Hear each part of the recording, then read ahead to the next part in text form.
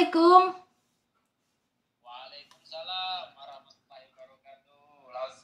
Ya, Pak Ustadz. Oke. Gimana kabarnya Pak Ustadz? Alhamdulillah sehat walafiat. Tak pakai kopiah dulu ini loh. Nggih, monggo. Udah mau live deh. Ya, ini saya bikin konten dulu ya. Jadi sebelumnya saya minta maaf, mungkin mengganggu waktunya istirahatnya Pak Ustadz. Cuman saya ada sesuatu yang mungkin pengen tahu dan pengen dijelaskan, karena beberapa hari ini banyak sekali di TikTok atau mungkin di YouTube juga, pokoknya di sosial media itu lagi rame tentang pembahasan masalah nikah di Taiwan ya, yang nikah siri atau gimana itu saya kurang jelas, karena karena pada di luaran sana teman-teman mungkin saling nggak paham dan mungkin bisa gaduh. Terus ini buat masukan aja lah, maksudnya ya mungkin saya minta dijelaskan, mungkin sekedar kasih ilmu lah atau gimana. Intinya saya minta dijelaskan sama Pak Ustadz gitu aja, langsung aja. Oke, saya terangkan ya. Ya. Sedikit. Ini durasinya panjang apa pendek? Kira-kira saya minta waktu sekitar 20 sampai 25 menit aja. 20 sampai 25 menit. Oke, saya terangkan ya. Ya. Bismillahirrahmanirrahim. Assalamualaikum warahmatullahi wabarakatuh. Waalaikumsalam. Alhamdulillah, alhamdulillah. Assalatu wassalamu ala asyrafil anbiya wal mursalin wa ala alihi wa sahbihi ajmain. Amma ba'd. Alhamdulillah, pada malam hari ini ya khususnya ini dari permintaan dari Lause ya, tentang pembahasan tentang pernikahan gitu ya, tentang pernikahan terutama baik pernikahan yang ada di Indonesia atau pernikahan di Taiwan ini ya, khususnya ya Pak, yang menyikapi problematika pernikahan. Begini ya, Lause terutama saya hormati. Ya. Begini ya, kita tahu menikah, saya ambil dasar dulu yang namanya menikah. Menikah itu hukumnya ada 5. Ya. Menikah itu hukumnya ada 5. Saya baca dalam kitab Du'ul Misbah karya dari Kiai Haji Hashim Asy'ari.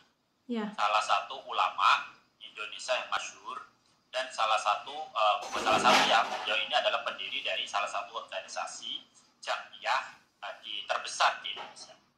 Dan beliau punya kitab namanya Kitab Du'ul Misbah. Beliau mengatakan bahwasanya itu menikah itu hukumnya ada 5. Pertama itu wajib, yang kedua itu sunnah, yang ketiga itu makruh, yang keempat itu khilaful aula, yang kelima itu adalah haram. Saya kasih definisi satu persatu, tapi secara singkat-singkatnya dan padat. Yang pertama, nikah itu bisa wajib kalau pertama adalah liftah izina, untuk menolak zina. Oke, menolak zina itu dalam hukum ya, dia saling mencintai, satu pabrik, satu tempat kerja, timbul cinta lokasi, dan kemudian dia nggak bisa mengontrol. Dan ini oke lah, berarti menikah itu wajib untuk dirinya. Ya. Oke, nggak masalah, baik itu miskin, enggak, karena melihat konteksnya, oke, dia wajib. Kalau dia tunda, dia berdosa. Oke, pertama itu. Ya. Yang kedua, nikah itu hukumnya adalah sunnah. Sunnah itu adalah dilakukan dapat pahala, ditinggal nggak masalah. Jadi nggak menikah itu pada posisi ini nggak masalah. Ya. Gimana? Apa itu? Bagaimana syaratnya yang kedua itu? Atau dapat nikah hukumnya sunnah ya? Yaitu ketika sang laki-laki itu punya mahar dalam bentuk laki-laki ini sudah punya karir, tapi belum kepingin atau bisa ngempet syahwat. Nah, dia di Taiwan, contoh ini kan konteksnya Taiwan dia. Ya. Dia di Taiwan, dia nggak terlalu, dia punya teman, circle-nya, hubungannya dia dengan perempuan banyak. Ya. Tapi dia bisa untuk menghindari batasan-batasan. Dia fokus ke karir. Lah ini sunnahnya lebih baik single saja. Ya. Jangan menikah. Nah yang ketiga, hukumnya menikah itu makruh. Apa itu? Ketika sang laki-laki itu, yaitu belum mampu mahar atau biaya diri sendiri, belum mapan. Jadi dia kerja masih serabutan, kalau kita anggap saja, di Taiwan baru 1 tahun, masih potongan Cina Trust, atau masih belum karir. Nah ini masih belum mapan ekonomi, bank-banknya masih belum ketutup. Ini nanti kalau menikah itu makruh. Kenapa? Tekanan hidup. Ya. Dia Cina Trust masih punya tanggungan, utang juga punya. Dia kalau menikah bisa murat-marit hancur. Banyak beban masalah, menimbulkan masalah. Ya. Ya. Walaupun secara teori Rasulullah, betul. Ya. Walaupun Rasulullah pernah bersabda, man tarokal nikaha makhofatal fakir laisa minna. Orang yang menikah tidak mau menikah karena takut fakir, itu bukan termasuk golongan dari umatnya Kanjeng Nabi. Ini maksudnya adalah kalau dia niatan nggak mau menikah karena takut fakir, total takut nggak bisa nafkah, ini memang itu nggak baik. Tapi konteksnya ini yang saya bahas yang ketiga, makruh menikah adalah dia masih serabutan. Ya. Kerja serabutan, ngurusi diri sendiri masih oleng. Ya. Kalau dia menikah ini makruh. Oke, yang keempat, ya, menikah dihukumi khilaful aula. Khilaful aula itu alias kalau bisa jangan. Apa itu? Dia berpenyakit. Dalam dirinya punya penyakit, punya penyakit kayak, mohon maaf ya, potensi kelamin. Nah, itu seperti ini dia khilaful aula. Yang kelima, menikah itu hukumnya haram. Apa itu? Ketika seorang insan mencintai masih saudara sekandung. Ya. Nah, ini kalau dipaksa menikah haram. Ya. Oke, kalau kita kembali ke Taiwan, kita rujuk ke 1, 2, 3 tadi. Apa? Wajib. Wajib itu bagaimana? Dia satu pabrik dengan perempuan, saling mencintai. Kalau kita tunda itu berbahaya. Oke, silakan. 2, sunnah. Dia itu mapan. Sudah mapan, gitu ya, mapan. Tapi dia belum terlalu kepengen. Itu kalau bisa sunnahnya ya jangan dinikah. Nah ini kan lebih fokus ke karir dulu lah. Nah yang ketiga, dia itu masih belum mapan. Itu kalau menikah makruh. Makruh itu alias kalau masih tetap maksa nikah itu nggak baik. Kalau ditinggal malah dapat pahala. Itu kalau dirinya belum mapan. Oke, konteksnya sekarang 5 hukum itu patokan. Sehingga kita itu harus berpikir konteksnya kita itu di posisi yang mana. Karena hukum itu harus digeragapi, harus koreksi diri. Kita itu ada di posisi yang mana, wajibkah, sunnahkah, atau makruh. Seperti itu. Oke. Kita membahas masalah tentang individu, kapan dia menikah sudah kita selesaikan, hukumnya ada di mana. Sekarang kita bahas masalah tentang fikih pernikahan dalam aspek naibnya ya. Naibnya dulu. Gini ya. Boleh yang itu terakhir Pak. Mungkin itu untuk naibnya penjelasan terakhir. Saya mau minta tolong dijelaskan masalah karena kebetulan yang beritanya yang ini lagi dibahas kan beliau itu menikah di Taiwan tapi masih suami sahnya, istrinya masih di rumah, masih di Indonesia, belum cerai, belum ditalak. Saya dengar seperti itu. Saya minta dijelaskan yang ininya dulu. Itu hukumnya gimana? Oke. Ya. Oke, ini ya. Oke, saya bahas ini.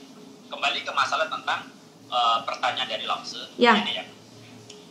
Semestinya seorang naib itu harus tahu hukum pernikahan, salah satunya adalah rukun nikah. Dan rukun nikah itu dalam saya baca dulu kitab simpel aja, kitab Irsyadul Ibad, itu ada 4. Yang pertama itu harus adanya az-zaujan. Az-zaujan itu makanya ketika saya dimintakan untuk jadi Pak Naib, ini selalu saya terangkan. Ini sangat-sangat selalu saya terangkan. Ya, harus. Yang pertama, rukun pertama, ada lagi ya. Rukun itu ada 4. Ini wajib loh, Naib tahu. Rukun itu ada 4 rukun nikah. Yang pertama az-zaujan, adanya kedua mempelai. Ya. Apa itu? 1, mempelai laki-laki, harus laki-laki mempelai. 2, mempelai perempuan. Maka dalam agama Islam tidak ada nikah sejenis. Ya. Harus keduanya itu adalah beda jenis. Ya. Nah, ini yang paling besar terjadi adalah syarat menjadi seorang calon mempelai perempuan. Calon mempelai perempuan, salah satu rukun yang pertama dalam pernikahan itu adalah salah ini penting dalam usia bisa sampai yang lain. Ya. Yu'lamu hulul abdi. Apa? Harus diketahui statusnya dia kosong dengan akatan laki-laki lain. Lagi, sang perempuan harus jelas tahu kosong tidak adanya akatan dengan laki-laki alias tidak punya suami. Harus Ya. jelas. Kalau toh dirinya mengaku janda, ditanya, jandanya janda mati apa janda hidup? Kalau janda hidup harus ada akte cerai. Ya. Kalau dirinya itu janda mati harus ada akte kematian. Itu diperlakukan. Ya. Ya. Kalau dia janda mati ya. Maka dari itu seorang naib, kalau memang dia mau daftar menikah, ditanya, Mbak, sampai ini statusnya apa? Statusnya saya janda. Janda apa? Karena apa? Salah satu bentuk syarat menjadi calon mempelai perempuan adalah yu'lamu hulul abdi. Harus jelas dan harus teliti dia kosong dari akatan dengan laki-laki. Harus tidak punya akad hubungan dengan laki-laki lain. Karena tidak sah orang punya suami menikahlah lagi, tidak sah. Itu perempuan. Untuk laki-laki bagaimana kalau ada seorang laki-laki dirinya itu menikah lagi di Taiwan tanpa sepengetahuan istri, betul begitu? Ya, betul. Begini ya. Memang secara fikih itu kan antara sah tidak sah, itu aja. Sah tidak sah. Kalau orang memahami, memang benar seorang suami boleh menikah lagi dan sah menikah lagi tanpa sepengetahuan istri yang pertama atau istri itu. Itu memang sah dan boleh. Fikih nggak melarang itu, boleh. Tapi ingat tapinya. Tapinya apa? Itu namanya dolim. Fikih itu harus diimbangi dengan akhlak. Fikih itu harus diimbangi dengan tasyawuf atau akhlak. Karena apa? Itu kategorinya adalah dolim. Begitu. Dolim itu bagaimana? Dolim itu dosa. Secara fikih, saya tanya, fikih itu sah apa enggak? Sah nikah. Tapi dolimnya berdosa. Itu bisa ditanggung sampai dunia akhirat dong. Dia menanggung ini sampai dunia dan akhirat. Contoh aja loh sih. Ya. Orang sholat pakai sarung. Sarungnya hasil curian. Ya. Dia wudhunya bagus. Sholatnya bagus. Ya. Tapi sarungnya dari curian. Ya. Bagaimana? Sholatnya sah. Ya. Tapi diterima enggaknya urusan Gusti Allah. Ya. Dolimnya. Ya. Pasti dosa. Iya. Orang itu kalau menikah lagi tanpa izin dari sang istri itu secara fikih memang sah dan boleh, tapi ada istilah akhlak, ilmu akhlak itu apa? Ada istilah namanya dolim. Itu akan kena. Bahkan sampai Rasulullah itu memberikan cap. Sama bisa cek bagi seorang laki-laki yang mau menikah lagi tanpa izin sang istri. Saya baca salah satu kitab Ihya Ulumuddin bab menerangkan pernikahan. Itu ada istilah begini. Imam Ghazali berkata begini. Man taroka akhlak. Lagi man taroka akhlak yanzilu manzilatal abdi al-abid la yaqbalullah ibadatahu surfan wala adlan. Orang yang menelantarkan keluarganya hukumnya seperti hanya seorang budak yang lari atau durhaka sama sayyidnya. Artinya Allah tidak akan menerima ibadahnya orang itu, baik ibadah wajib atau ibadah sunnah. Nah, secara muradnya bagaimana? Muradnya begini. Sesoleh-solehnya laki-laki, sehebat-hebatnya laki-laki, sebanyak apapun ibadah laki-laki, dirinya itu menyakiti keluarganya, menelarkan istrinya, maka dirinya ini ditolak oleh Allah, ibadah ditolak oleh Allah. Jadi ini menandakan edukasi kepada seorang laki-laki. Ibarat kata dirinya kalau mau menikah lagi tanpa izin, tanpa sepengetahuan dari seorang istri Hmm. termasuk adalah walaupun secara fikih sah, tapi ingat ada hukum yang namanya dia Zolim. menelantarkan istri atau dolim. Ya. Itu beda. Hmm. Alias termasuk dosa. Oke. Paham ya? Ya, paham. Yang Nah, berikutnya, sekarang yang masalah inti Ya. ketiga. Ya. Ini yang paling saya tunggu dan paling menjadi tanggung jawab besar bagi kemarin itu yang menikahkan dan wali dan lain sebagainya. Itu hukumnya gimana, Pak Ustadz?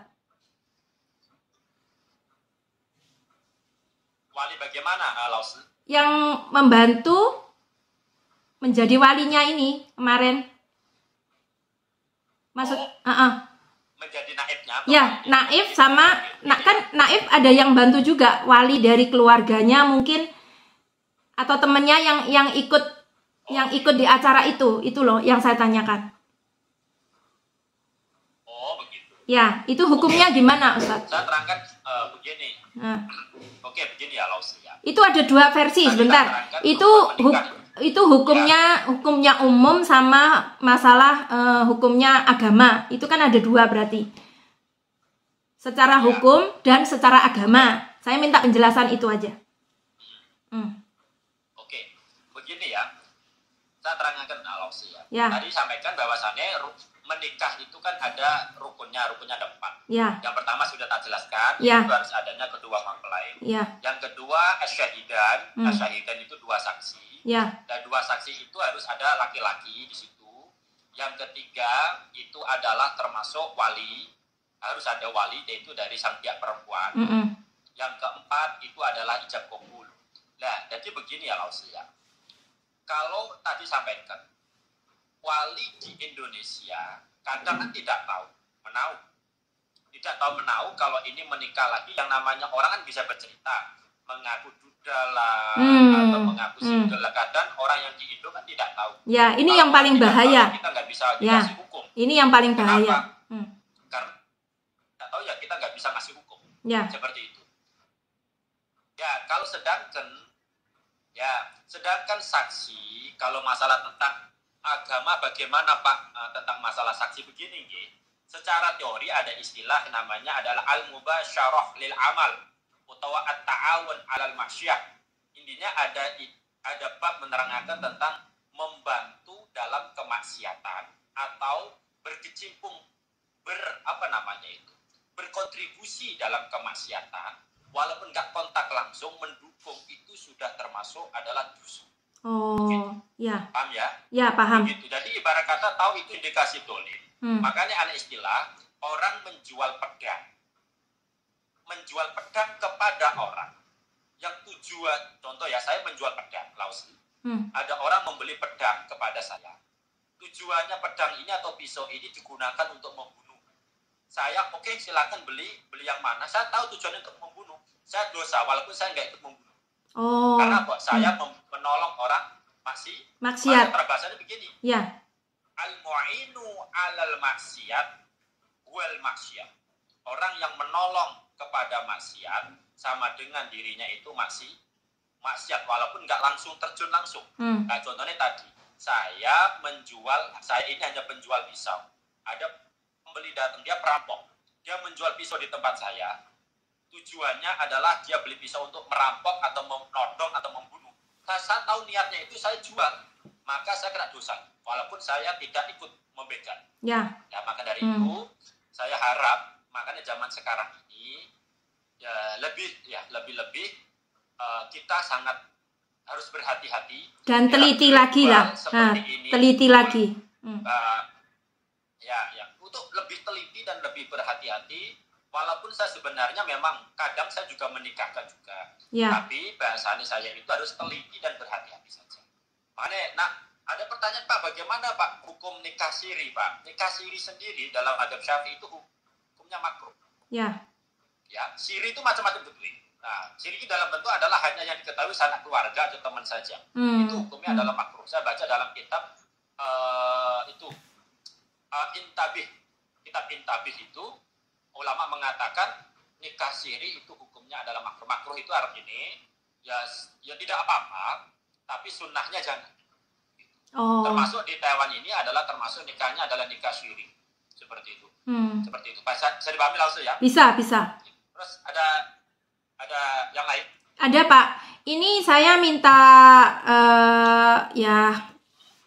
minta dijelaskan lagi atau mungkin pesanlah kepada teman-teman ya, ini penting sekali karena sekarang kita tuh di Taiwan kan merantau ya, buat masa depan. Jadi pesan aja buat teman-teman gimana supaya lebih berhati-hati lagi karena ya mungkin mereka mengadakan kayak nikah itu kan menghindari mungkin berzina atau gimana, tapi pesannya buat teman-teman tuh gimana Pak supaya lebih berhati-hati lagi kayak gitu biar nggak salah jalan. Kalau seperti ini kan bisa menyakiti sebelah pihak.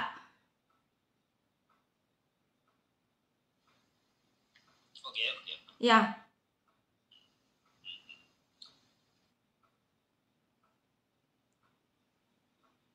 Ini sinyalnya bagus nggak langsung ini? Tadi tuh putus-putus, sekarang udah bisa lagi. Oke. Sekarang bisa. Ya, sinyalnya bagus nggak ya? Ya, oke, bisa.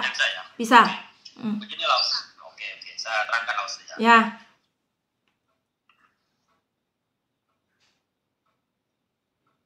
Halo?